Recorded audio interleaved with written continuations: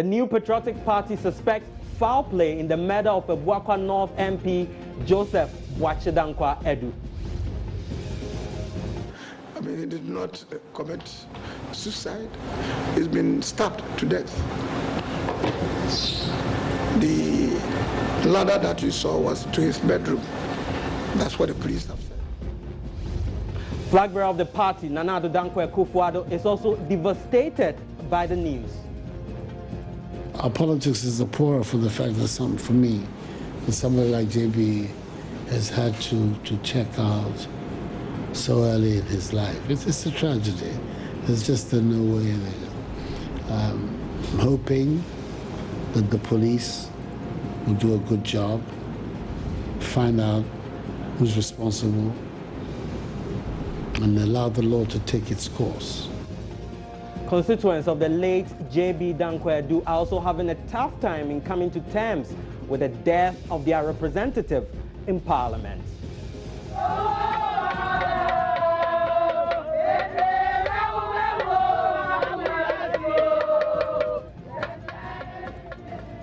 So what is the basis of the MPP suspicion of foul play? If indeed there was foul play, who could be behind this heinous crime? How long will it take the police to expose the perpetrators this time around? Is a request for the protection by various members of Parliament a genuine concern? This is today's big story with me, Kwache Afreniama.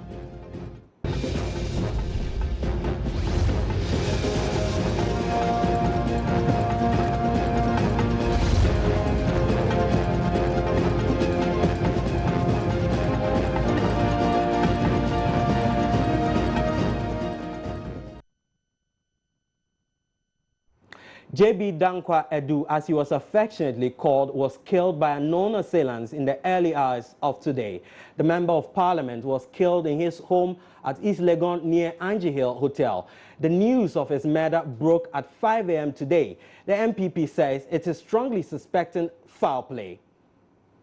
At this stage, the leadership of our party,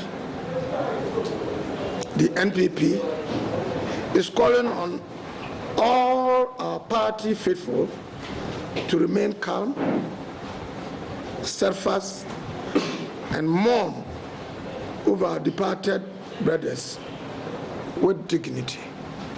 The leadership of the New Patriotic Party have also directed that all party flags in our various offices across the country fly half-mast in honor of the memory of the late Dankwa and the late Joseph Boachidankwa Edu and other departed party faithful.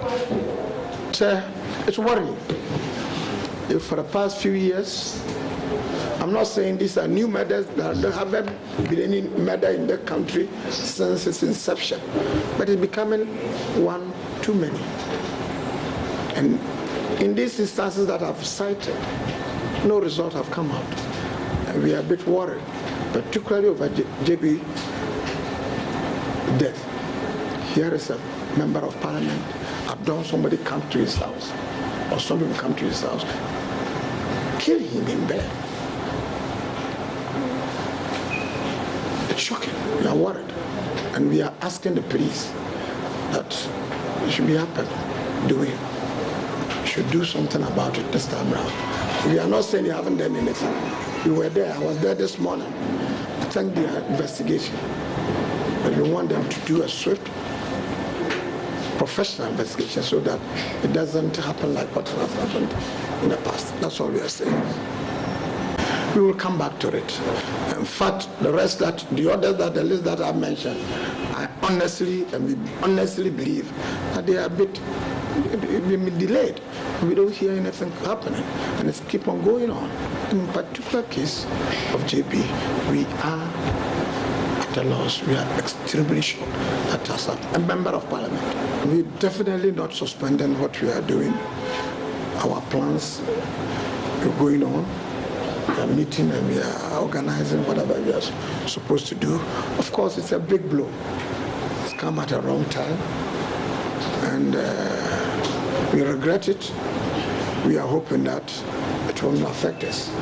But we are prepared to work hard and ensure that when we come to is it December 7th or November 7th, whatever happens, we will win our elections. Himself, I mean, he did not commit suicide. He's been stabbed to death. The ladder that you saw was to his bedroom. That's what the police have said. And that he was profusely bleeding. Somebody killed him. And people in the house have come to confirm that yes, somebody, they suspected somebody was upstairs. The person managed to jump to the other adjoining houses and went away. That's why they suspect. They haven't said it's been conclusive. Suspects of foul play. So we stop short of politicizing or making it look like it's a political matter like somebody has asked. But definitely there is a feeling of insecurity. If you are aware or if you are not aware, there have been instances of influx of arms and ammunition from various places and so forth.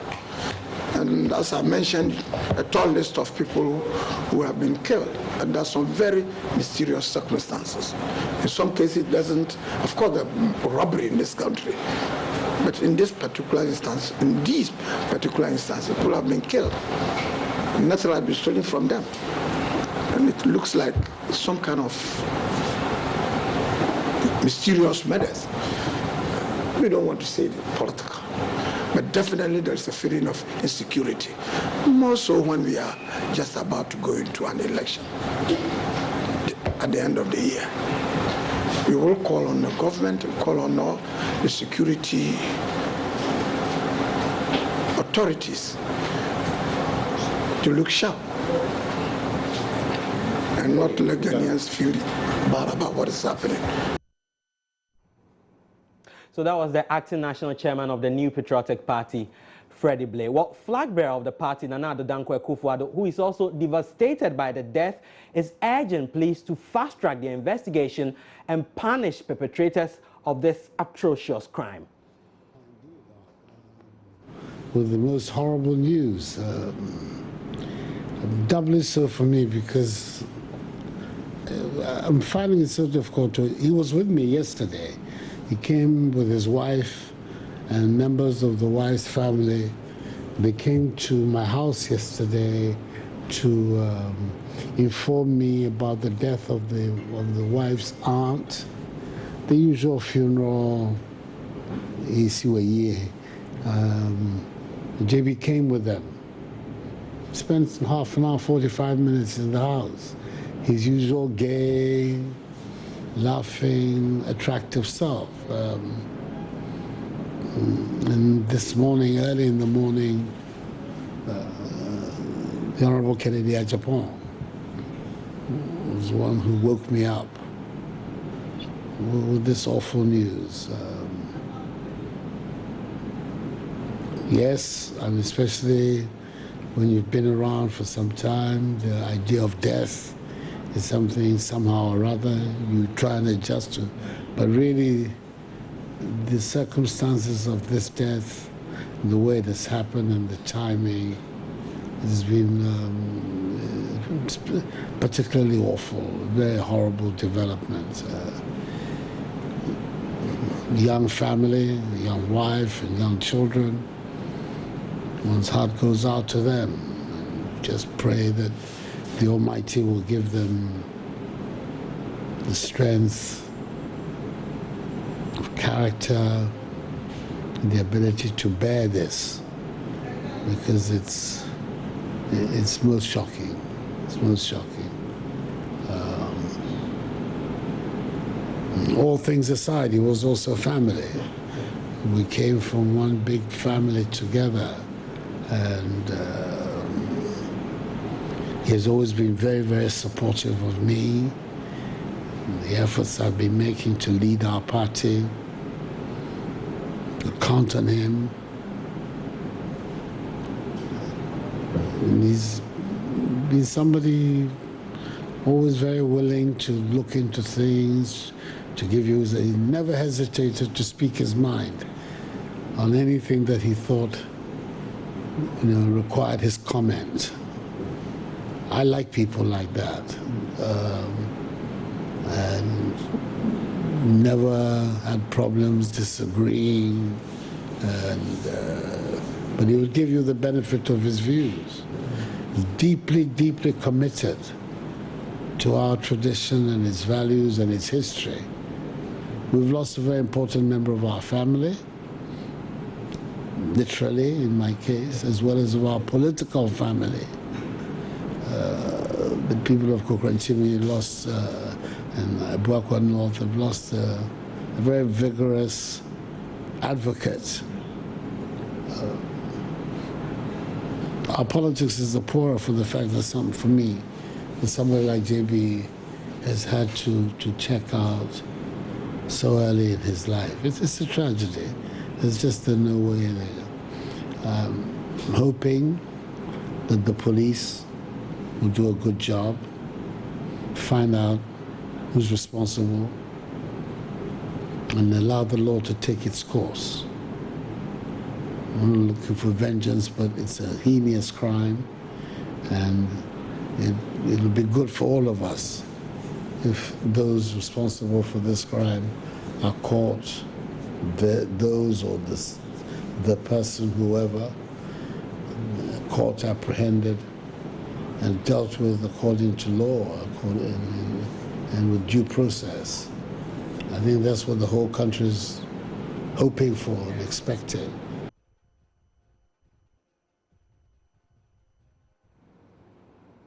So that was an obviously distraught flag bearer of the New Patriotic Party, Nana Addo Dankwa Akufo-Addo. My colleague Felix Sakoyam was at the flag bearer's office and joins me in the studio now. Felix, many in the MPP will tell you that the late J.B. Dankwa-Addo was one of the men in the trusted inner circles of Nana Akufo-Addo. He's been sharing some of his, more of his fondest memories with you. Tell me about that. Exactly, Afre. I mean, Nana Addo described J.B. Dankwa as an optimist, someone who inspired him, I mean, even in difficult times. He says J.B. is someone who keeps his head above even in moments of despair. I mean, in very trying moments, he will keep his head above high and even carry others along and inspire others. And so, I mean, for him, J.B.'s life even inspired him. And he also went on further to describe J.B. as someone who held on, tightly to the ideals of the New Patriotic Party. And I mean, you do know that his name, J.B. Dankwa, I mean, he was even named after one of the founding fathers of the UP tradition, which we have as MPP today. And so, I mean, Nana was very much distraught. He never expected it, because he told me, I mean, in fact, that just last Thursday, they launched a book together where JB was there, a book, that's been published, Dankwa, a book on JB Dankwa. And indeed, the Honorable JB Dankwa was the one who, said the vote of thanks. And he even prophesied that Nana was going to win the upcoming polls. And so Nana Addo, I mean, is very much devastated by the death of, the MP, and he thinks that it will be difficult for the party to replace him, but he's only hoping that, God will continue to console the family of the late MP, and the police will also do a good job by trying to get the perpetrators of this heinous crime. And going into the 2016 election, this one of the men that the MPP was hoping to play a key role in securing a lot of votes from the eastern region and from that area. Nana Addo gave you a sense of how huge a blow this will be in that regard as well. Exactly. I mean, he described JB as, an advocate for the people of his constituency, Abuakwa North. Yeah, he was a great advocate for the people there. The people looked up to him. He was always there. I mean, he was a man of the people. People go to him with all sort of needs, I mean, we do know MPs pay school fees and all that. So this was a man who you describe as a grassroots person, someone who was in touch with the people of Ebuakwa North. And I mean, he didn't mince words on that. The MPP, of course, they do know that it will be very, very difficult for them to, you know, get a replacement for him. But they are keeping their heads above. They are saying that they will still look within their ranks and try and get, I mean, a better replacement, though it's still too early to consider that. All right, thank you very much, Felix Akoyam, my colleague Felix Akoyam there, bringing us better insight into what could be going on in the mind of the MPP flag bearer Nana Addo Dankwa Akufo-Addo. But we've thankfully been joined by our Eastern Regional correspondent, Kofi Siao. Kofi, I know you've been in the area, Ebuakwa North, almost all day. What's the mood there still?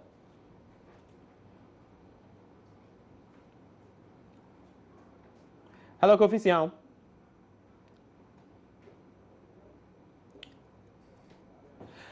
All right, seems we've lost our Eastern Regional correspondent, Kofi Siao, on the line. But let's go to Parliament, where the Speaker and colleague MPs of the late J.B. Dankwa-Addo have been hit hard by his death, and they've been speaking about the incident. Using this opportunity once again to tell the national security of the state, the police, and indeed calling on all Ghanaians who have any information to assist the investigation to come to make it available to the police so that we get to the bottom of this matter. Because the mood, you would have seen the mood in the house today. Nobody was in the mood to work. So immediately I entered the chamber, and after the prayers, we thought that we should come and join you, commiserate with you. We will be available, and if there are any new development from our end, we will keep the family informed, at least for now. That is all I can say. Words cannot describe how we feel as a house, as a parliament. Words cannot describe it. I want to assure you that our hearts, our prayers and our thoughts are with you at this difficult and trying moment. And if there's anything, you can call on me, my leadership, and the House. Thank you. Brings to mind our security. And this is not the first time a member of parliament has been attacked at home. Honorable Benito Owusubio was attacked at home. Honorable Gifty Clenham was attacked at home. Honorable Robert Safu-Mensah was attacked at home.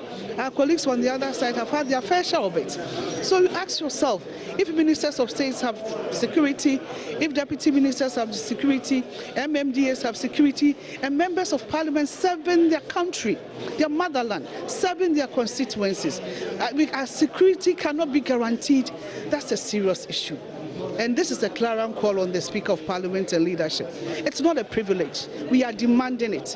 And I think that it's about time. We've spoken about this not once, not twice on this floor, several times. But anytime we speak about security, even people from the outside turn back and ask, why should members of Parliament be giving? It's expensive. How expensive? Is it expensive than our lives? Is it expensive than my life? Is it expensive than driving 8 hours on my own to the constituency and driving back? Is it expensive than waking up at 5 a.m. to do the work? Is it expensive? I don't think so. It behoves the leadership of this parliament of ours to be for our security for us. If I were telling them about 2 years ago that we need security for 100 members of parliament, they have securities for themselves, and we, the members of parliament, don't have security. So now everybody has seen the problem now.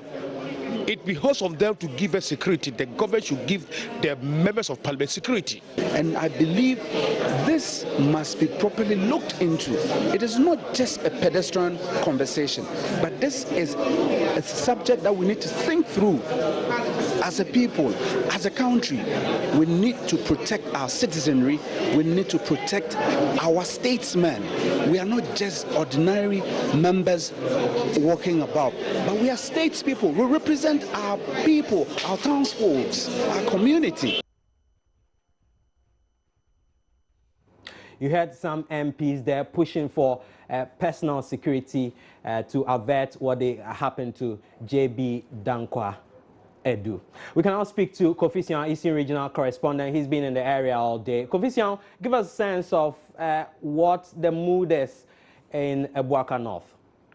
Well, Alfred, the mood is very sad, as I reported right from the morning to the afternoon. And as we speak now, it's the same, except that in the morning you didn't have people, visiting the family to, console them. But as I speak, we've had members of the opposition in the region and that of the NPP visiting the family to console them. And it's very...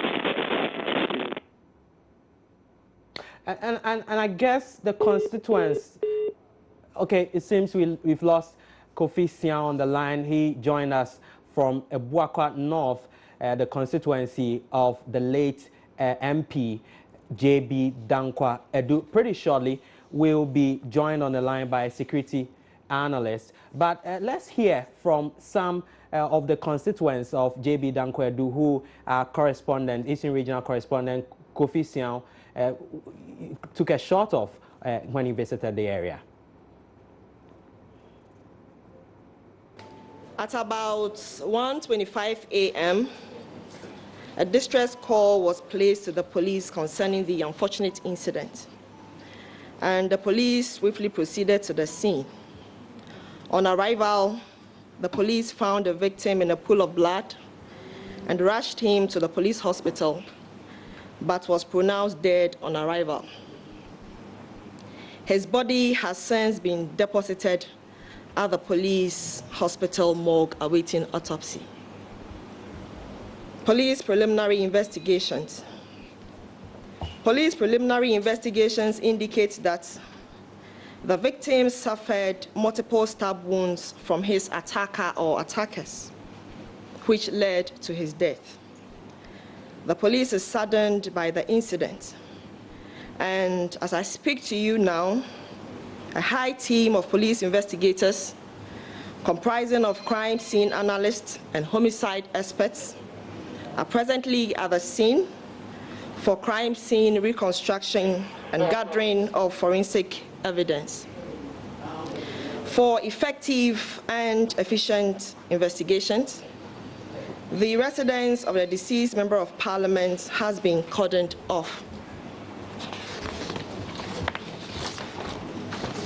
Meanwhile, 5 persons comprising 2 females and 3 males have been arrested for interrogation. The police hereby wish to solicit the cooperation and support of the general public in order to get to the bottom of this unfortunate incident as soon as possible, to volunteer credible information to the police, to enable the police to unravel the mystery surrounding the death of the NPP lawmaker. Individuals with information could contact the police regional high command on the following telephone numbers: 024 024 233 024, I take it again, 233 7477, 024 233 7477, or 020 8166 148, 020 8166 148. Any development regarding this unfortunate incident that will not compromise investigation will be shared with the general public through the media. Thank you. So that was rather Accra Regional Police PRO ASP Efiatenge giving us an update on the progress they've made so far. 3 arrests, including a security man who guarded the house of the late JB Dankwa Edu. But MP, one of his colleague MPs, Kennedy Japan, has been speaking about how he got information about his death and how he rushed to the house as well. We can hear from him now.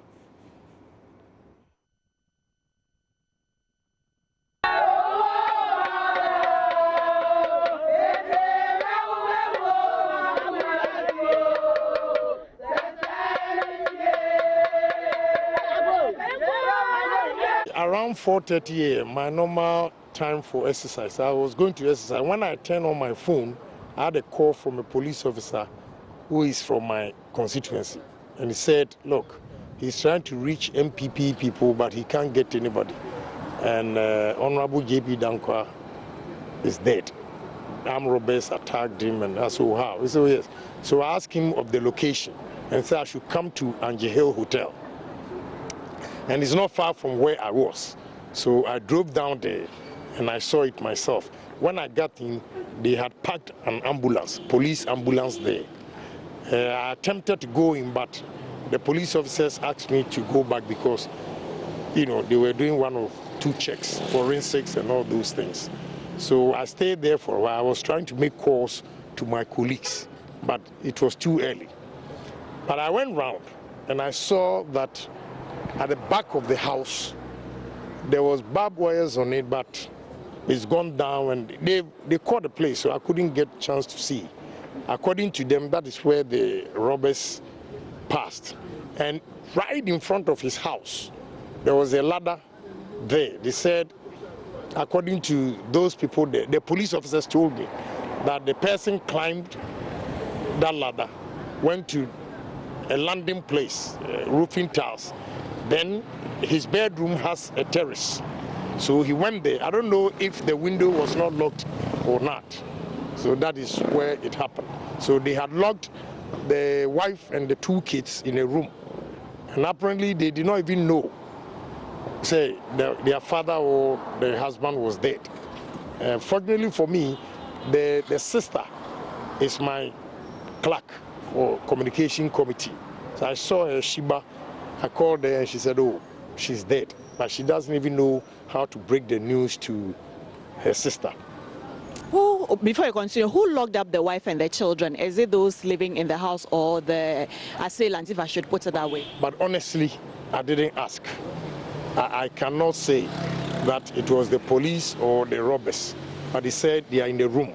That was what Shiba told me, that they are in the room, that they are not even aware of what has happened. They know there were robbers in the house, but they were not aware that he's been killed. You said you also saw that the barbed wires were down. Describe exactly how it was. Was it cut? Was it pulled down? You know, honestly, they did not allow me to go there because they corded the place. But I saw it down, and I cannot tell because the visibility was bad. So I can't tell. I wouldn't want to say anything that way. I saw it down, and they showed it to me that this is the place they passed. MP for Assin North, Kennedy Japan. Unfortunately, we are unable to reach our security analyst for some analysis on this issue. Apologies for that. That'll be it for today's Backstory. My name is Kwache Afreniama.